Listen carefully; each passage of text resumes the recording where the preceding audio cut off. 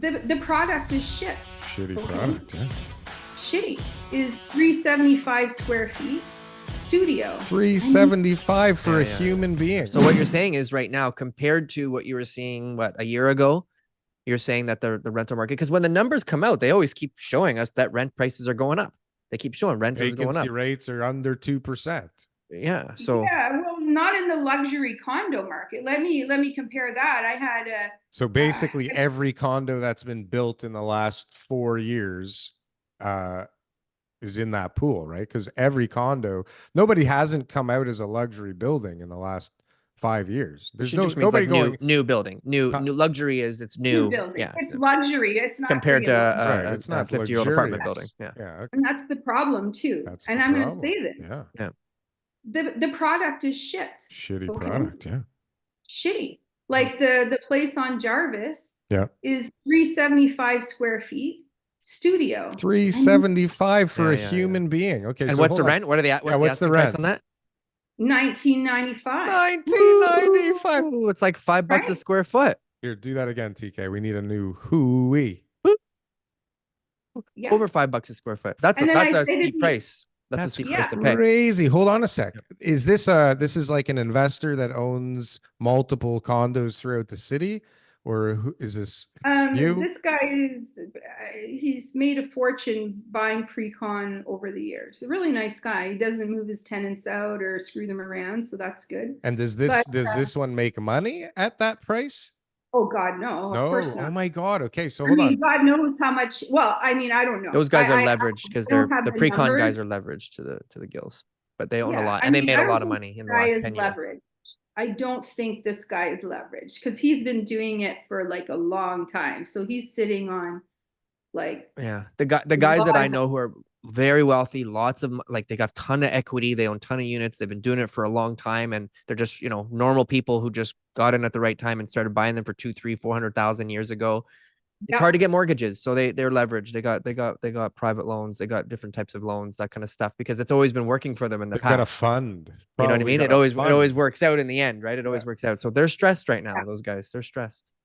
So that's the one place, and then the other place is on Portland. That's a 2+ den, but it's 800 and change square feet. So hold on a sec. Wow. Which one was on the market for 4 months? Well, the studio has been on the market for I think a couple months now. Wow, and people are renting beds for $500 a month. But it's a bachelor on Jarvis for $2,000 a month. That's a tough sell. Jarvis is a hot spot for people. I don't hate it. I'll be honest with you. I don't hate it. Like the place is nice and neat and very acceptable for a single person or couple who are just like it's tiny. Yeah. So it's tiny, but who cares? They have to be pretty small. So rents aren't escalating like they were before. What about the hearings? So now you got an issue, you got a legitimate N12, N4, you got some issues that need to be resolved. Tenant bill of rights. You're filing the L1, L2s, and what's happening now compared to before? Okay, so here's the latest scoop. So they went from like almost a year, right, for scheduling for non-payment of rent to around 4 months now. What? So they've done a lot to improve the system. And I'll tell you like a little bit about it, and I'll tell you how they're kind of gaming us, okay? So it used to take, so one of the things that was really like a shit show during COVID is they wouldn't give you a court date. So you imagine like a paralegal, like I'm not a paralegal, but the paralegal that works in my office during COVID, other business was slow. So we just like filed like all these evictions, but he didn't get court dates. So there was this period of time where all these court dates started to happen like randomly. You wouldn't know. And then your schedule, like you'd be scheduled for 4 in a day or something ridiculous, and because you didn't know your court date. And then after a while, the landlord and tenant board would be like, hey, here's your court date. And you didn't have a choice. So they kind of changed that. They have a new system now. And so they changed it so that you get to schedule a court date, which is really important if you're a legal professional, so that you don't have conflicting, like you don't have 2 court things at exactly the same time. And so that's the first thing that they did. And they shortened the time. So now they're down to 4 months for non-payment of rent, which is pretty good. Sometimes I just saw one pop up. It was like 3.5 months. So that's a lot better. So I have to give some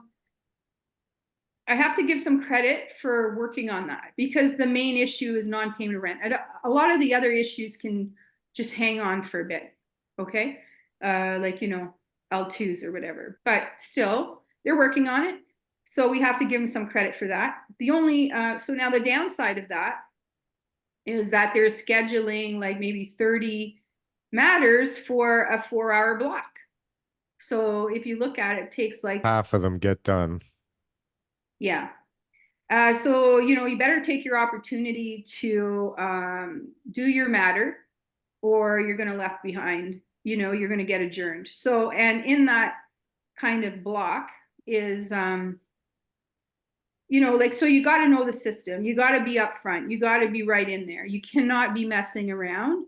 Otherwise, you'll be there all day and then you'll get put off at the end of the day. You'll get adjourned and then you're going to wait another month or two. Like, comment, and subscribe if you got anything from one of these clips. And if you want to see some more, press something on the screen here. Boom. That was good. That was good. I like that. That was good.